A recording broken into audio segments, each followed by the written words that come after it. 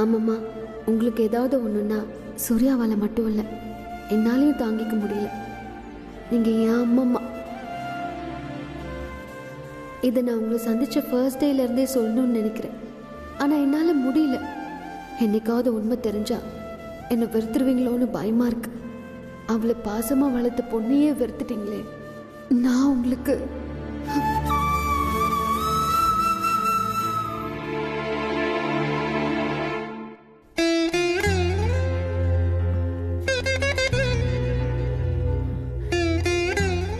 என்ன பண்ற? வில்லேஜ்ல அங்க எங்கன்னு சுத்திட்டு இருந்தீங்க. கால் ஸ்லிப்பாகி வர கீழே விழுந்துட்டீங்க. உங்களுக்கு கால் ரொம்ப வலிக்கும், அதான் புடிச்சு விடலான்னு. எனக்கு இதெல்லாம் பிடிக்காது. தேவையில்லாம தொந்தரவு பண்ணாத, போ. இல்ல மாமா, நான் உங்களோட கிராண்ட் டாட்டர் தானே. நான் அம்மம்மான வெறும் வாய் வார்த்தைக்கு கூப்பிடல. நீங்க ஏன் அம்மம்மா, நான் அப்படிதான் நினைக்கிறேன்.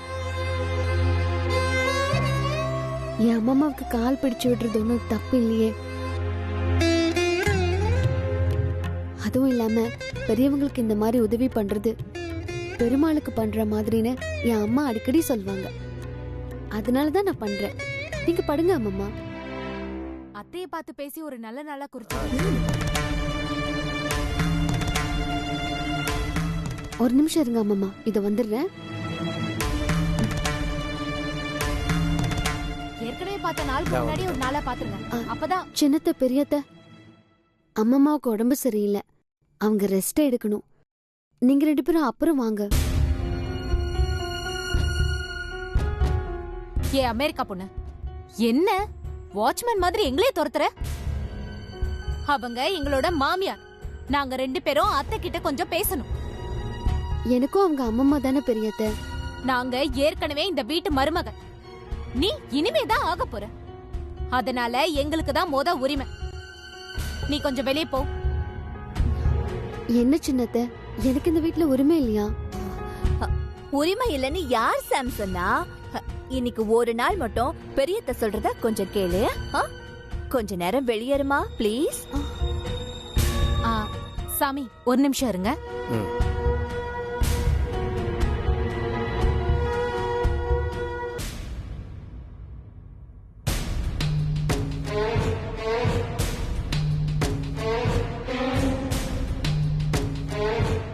வாசல்ல நின்னு 2 பேரும் அவ்வளவு பேசிட்டு இருந்தீங்க, இப்ப வாயே திறக்க மாட்டேங்கிறீங்க.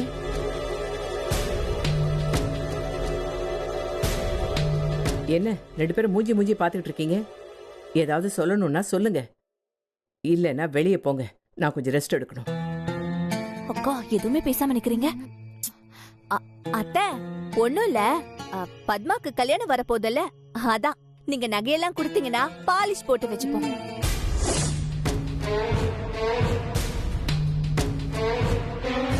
என்ன விளையாடுறீங்களா? நான் கீழே சொன்னது உங்களுக்கு உரைக்கலையா? நான் தான் நகை காணாம போச்சுன்னு சொன்னேனே. ஒரு தடவை சொன்னா புரியாதா உங்களுக்கு?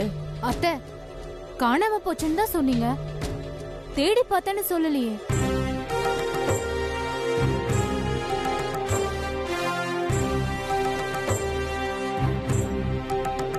இல்லத்த, தேடி பார்க்கலாமேன்னு தான் சொன்னேன். நீங்க தேட வேண்டாம், கொத்து சாவியை கொடுத்தா நாங்களே தேடிக்கிறோம். என்ன ராஜி, இதெல்லாம் நீயா பேசுறியா இல்ல யாராவது சொல்லி கொடுத்து பேசுறியா? அடுத்தவங்க பேச்ச கேட்டு நடந்துக்கிறதுக்கு நான் ஒன்னும் குழந்தை இல்லத்த. பத்மா கல்யாணம் வருதுல்ல, அதனாலதான் கேட்டேன். பத்மா கல்யாணத்துக்கு மாசி பஞ்சமி அன்னைக்கு நாள் குறிச்சிருக்கீங்கல்ல, அதான் அத பத்தி பேசுறதுக்கு ரோகிதர் கூட வந்திருக்காரு.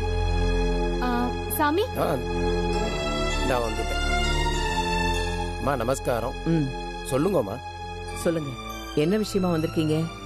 அது நான் தான் அத்தை வர சொல்லியிருந்தேன். பத்மா கல்யாணத்துக்கு மாசி பஞ்சமி இல்லாம அதுக்கு முன்னாடி ஏதாவது வேற நல்ல நாள் இருக்கான்னு பாக்குறதுக்காக தான் வர சொன்னேன். ரொம்ப நல்ல நாளாச்சே அது. நானும் இவரை கேட்டுதான் சொன்னேன். இது நம்ம பத்மாவோட கல்யாணம். நான் பார்த்து பார்த்து முடிவு பண்ணிருக்கேன். எனக்கு என்னமோ நீ ரொம்ப அவசரப்படுறேன்னு தோணுது ராஜி. நான் ஒன்னும் அவசரப்படல அத்தை. மாசி பஞ்சமியை விட அதுக்கு முன்னாடி ஏதோ ஒரு நல்ல நாள் இருக்கும். எனக்கு தெரிஞ்சவங்க சொன்னாங்க. அது யாருமா உனக்கு தெரிஞ்சவங்க? அக்கா ஏன் சுத்தி வலிச்சு பேசுறீங்க? நேர விஷயத்த சொல்லுங்க. அத்தை, மாப்பிள்ள தான் சொன்னாரு. மாப்பிள்ள வந்து அவ்வளவு நாள் வெயிட் பண்ண முடியாதான். மாப்பிளைக்கு முக்கியமான ஒரு வேலை இருக்கு, பிசினஸ்ல நிறைய லாஸ் ஆயிடுமா அப்படின்னு சொன்னார் அத்தை. அதுவும் இல்லாம அவரு சிங்கப்பூருக்கு வேற போணுமா. ஆமா அத்தை, அதனாலதான் அதுக்கு முன்னாடி வேற ஏதாவது நல்ல நாள் இருக்கான்னு பாக்கதான் புரோகிதரை வர சொன்னேன். அன்னைக்கு மாப்பிள்ள கிட்ட கோவில்ல தேதியை சொல்லும் போது கூட இத பத்தி ஒண்ணும் சொல்லலையே. அவரை கூட கேட்டேனே, சரின்னு தான் சொன்னாரு. அன்னைக்கு எல்லாருமே இருந்தாங்க. நீங்க திடீர்னு சொன்னதுனால அவரு உங்ககிட்ட எப்படி சொல்றதுன்னு யோசிச்சிருப்பாரு. ஐயரே, வேற தேதி ஏதாவது இருக்கான்னு பாருங்க. இந்த பார்த்து சொல்றேம்மா. முருகா,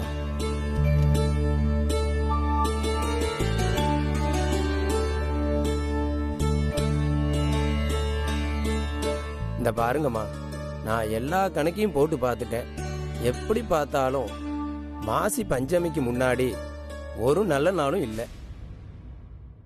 கேட்டுச்சா? அன்னைக்கு தான் ரொம்ப நல்ல நாள்னு புரோகிதர் சொல்றாரு. அது எப்படிங்க? ஒரு நல்ல முகூர்த்தம் கூட இல்லாம இருக்குமா? ஒரு தடவைக்கு 2 தடவை நல்லா பாருங்க. அம்மா, எவ்வளவு பார்த்தாலும் அதுதான். இது ஒன்றும் சாதாரண விஷயம் இல்லை, இது கல்யாண விஷயம். அதனால எடுத்தோம் கவுத்தோம் எல்லாம் பண்ணிட முடியாது. 2 பேருடைய நட்சத்திரம், ராசி, பெயர், ராகு கேதுவுடைய பலன் இதெல்லாம் பார்த்து தான் நான் சொல்றேன். இங்க பாருங்க சாமி, கண்டிப்பா ஏதாவது ஒரு நல்ல நாள் இருக்கும். கொஞ்சம் நல்லா பாருங்க. நீங்க சொல்ற மாதிரி இருக்கலாம், ஆனா எல்லா அம்சமும் பொருந்தின நாள் இந்த பஞ்சமியை விட்டா கிடையாது. அது எப்படிங்க இல்லாம போகும்? என்ன பேசுற ராஜி? நம்ம விருப்பத்துக்கு எல்லாம் பண்ண முடியுமா? நான் சொல்லி நீ கேட்கல. சரி, புரோகிதர் சொன்னா நீ நம்புவேன்னு நினைச்சேன்.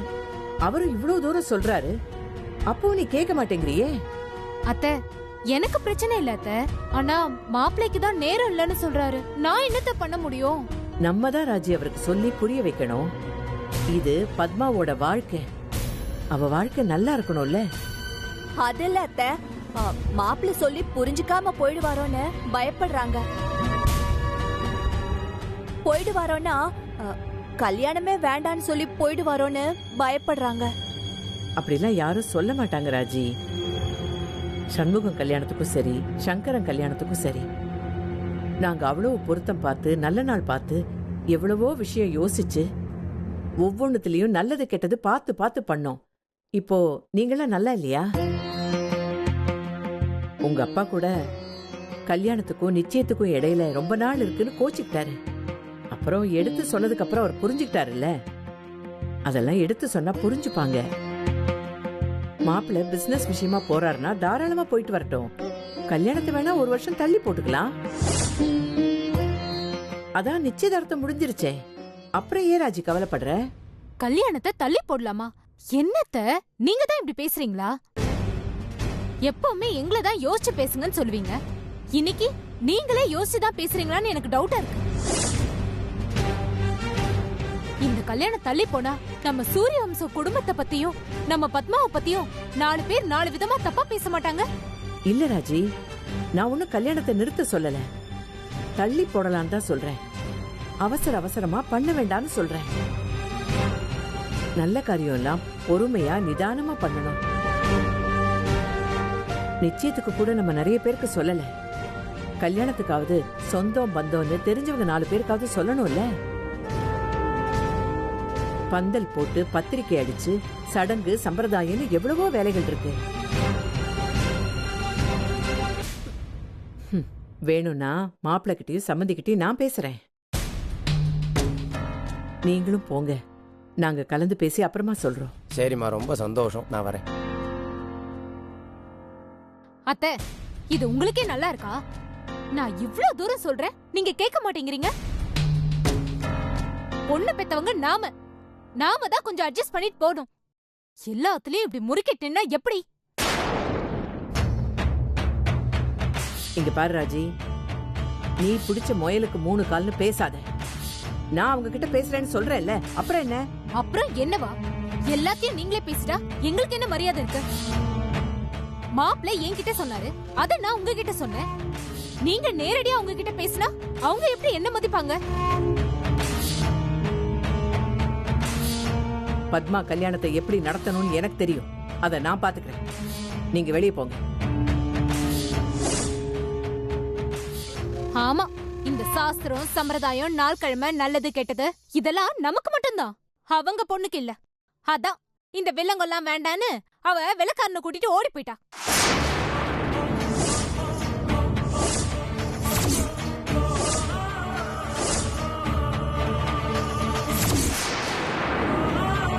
அத்தை மன்னிச்சிருங்க அத்தை, வாய் தவறி பேசிட்டேன். கல்யாணம் தள்ளி போயிட்டே இருந்தா அப்புறம் பத்மா விஷயத்திலயும் இந்த மாதிரி ஏதாவது ஆயிடுமோன்னு எனக்கு ரொம்ப பயமாவும் யோசனையாவும் இருக்கு. நீங்க ஏங்க அப்படி யோசிக்கிறீங்க? நம்ம குடும்ப கௌரவத்தையும் மானத்தையும் கெடுத்துட்டு போற அளவுக்கு நம்ம பத்மா ஒண்ணும் கல்யாணி மாதிரி கிடையாது. போதும், நிறுத்துங்க. இப்ப பேச்சு கல்யாணிய பத்தி இல்ல, பத்மாவோட கல்யாணத்தை பத்தி.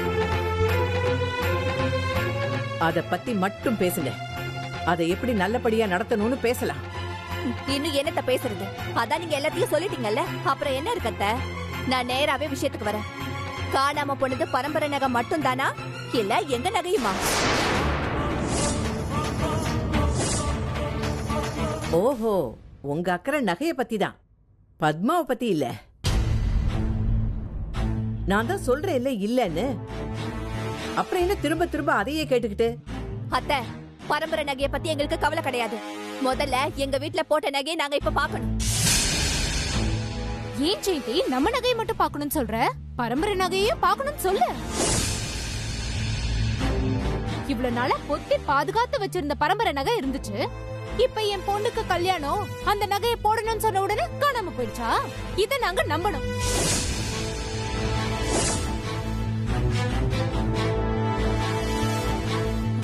அக்கா, அந்த நகைய அவங்க பொண்ணுக்கு போடலான்னு நினைச்சிருந்திருப்பாங்க. அதுக்குதான் வாய்ப்பு இல்லாம போச்சே.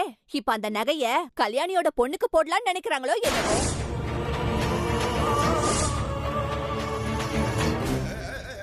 நான் என்னைக்குமே பணங்காசை பெருசா மதிச்சு நடந்ததில்ல. மனுஷங்களை தான் பெருசா மதிச்சு நடந்திருக்கேன். நீங்களும் அப்படித்தான் இருப்பீங்கன்னு நினைச்சேன்.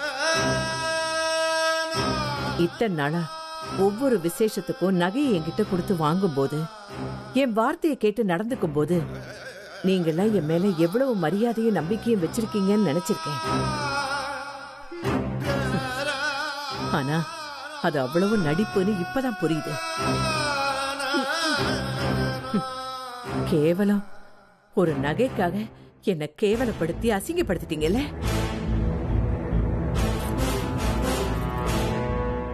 இத்தனை நாளா உங்களை என் மக மாதிரி நினைச்சேன். நீங்க இப்படி இருப்பீங்க நான் நினைச்சே பார்க்கல.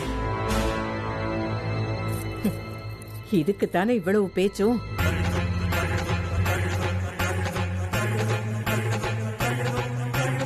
எது உண்மை எது பொய்ன்னு நீங்களே பார்த்து தெரிஞ்சுக்கங்க.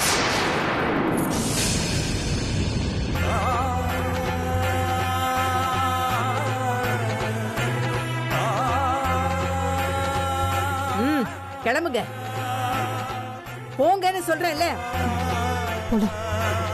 போய் சாவி எடுத்துக்கங்க.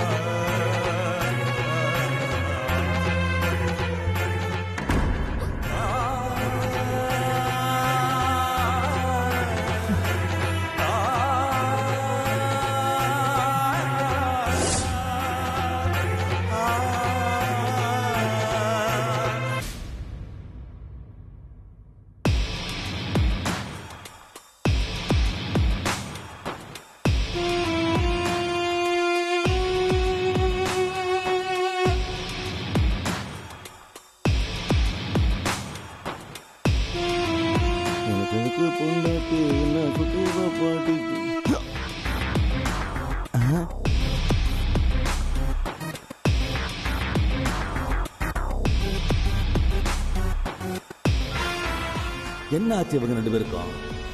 ஏதோ ஸ்கூல் பிள்ளைங்க தப்பு பண்ணிட்டு வெளியில நிக்கிற மாதிரி நிக்கிறாங்க.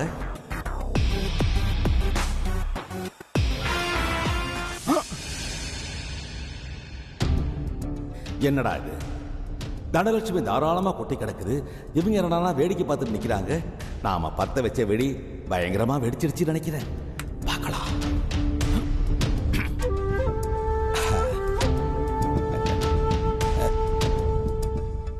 என்னம்மா அண்ணி கொத்து சாவியை கை தவறி கீழே போட்டாங்களா? 2 பேரும் வேடிக்கை பார்த்து நிக்கிறீங்க எடுக்காம. நல்ல வேலை சின்ன மாமா வந்துட்டாரு. அவர்கிட்டயே நியாயத்தை கேட்க வேண்டியதுதான். இந்த ஆள் வந்துட்டாரா அவ்வளவுதான் சுத்தம். என்ன 2 பேரும் பட பட படபடன்னு பேசிக்கிட்டே இருப்பீங்க, இன்னைக்கு என்னமோ அமைதியா இருக்கீங்க? மௌன விரதமா? இல்லம்மா, சாவி குத்து கீழே கிடக்கு எடுக்காம இருக்கீங்களே அப்படின்னு கேட்டேன். வேண்டுதல் மாமா, பார்த்தா தெரியலையா? அத்தை சாவி கொத்த கொடுத்தாங்க, அதான் யோசிச்சுட்டு இருக்கோம். கொடுத்தாங்களா இல்ல தூக்கி போட்டாங்களா? சரிம்மா, ஏதோ வேகத்துல தூக்கி போட்டாங்க, அதுக்காக எடுக்காம இருப்பீங்களா? யாருக்காக காத்துட்டு இருக்கீங்க? எடுங்க, சீக்கிரமா எடுங்க, இல்ல மனசு மாதிரி அண்ணியை வந்து திரும்ப எடுத்துக்கோங்க.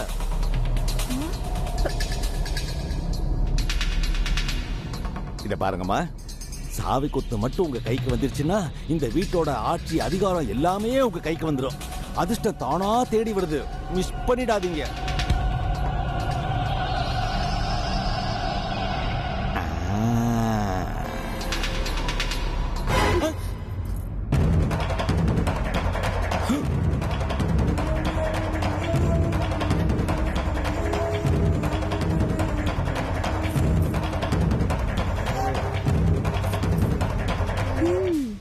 பா எவ்ளோ வெயிட்டா இருக்கு. வெயிட்டா இருக்குல்ல, உனக்கு எதுக்கா சிரமம்? என்கிட்ட கொடுத்துரு.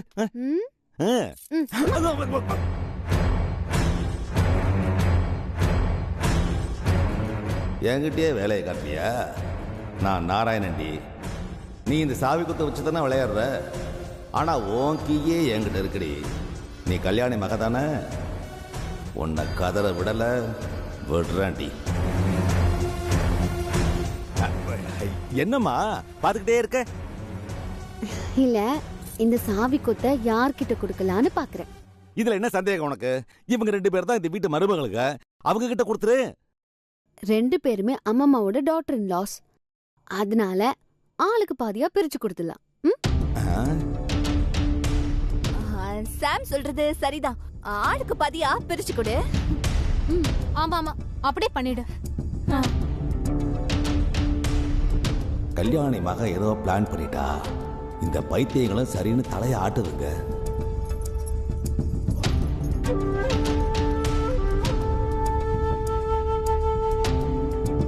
இதுலதான் ஒரு சின்ன இஷ்யூ இருக்கு. இந்த சாவி கொத்துல மொத்தம் 9 சாவி இருக்கு. ஆளுக்கு 4 பிரிச்சு கொடுத்தாலும் மிச்சம் ஒரு சாவி இருக்கு. அதை யார் கையில கொடுக்கறது? இது சின்ன இஷ்யூ அடி, பெரிய இஷ்யூ. இதுக்கு இந்த சாவி கொத்தை எங்க அண்ணிக்கிட்டே கொடுத்துடலாம். கரெக்டா சொன்னீங்க. இப்போ அதைத்தான் பண்ண போறேன். ஐயோ, ஒரு ஃப்ளோல சொல்லிட்டேனே, இப்போ என்ன பண்றது? இத நான் மட்டும் கொண்டு போய் கொடுக்க போறது இல்ல. 2 அத்தைங்களும் சேர்ந்து, இது எங்க கையில இருக்க கூடாது, உங்க கையில தான் இருக்கணும், நாங்க பேசினதுக்கு சாரின்னு சொல்லி அம்மா கையில கொடுக்க போறாங்க. இல்லையா அத்தை? ஆமா ஆமா ஆமா. வாங்க. வாங்க. கிழிஞ்சது போ. அறிவாளியான எங்க அன்னைக்கு மக்கு மருமகளுங்க.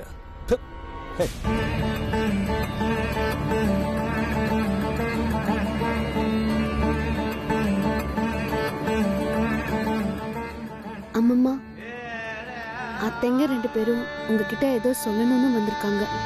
அத்தை, இந்த சாவி கொத்த நீங்களே வச்சுக்கோங்க. கொடுத்த பொருளை வாங்குற பழக்கம் எனக்கு என்னைக்குமே இல்லை.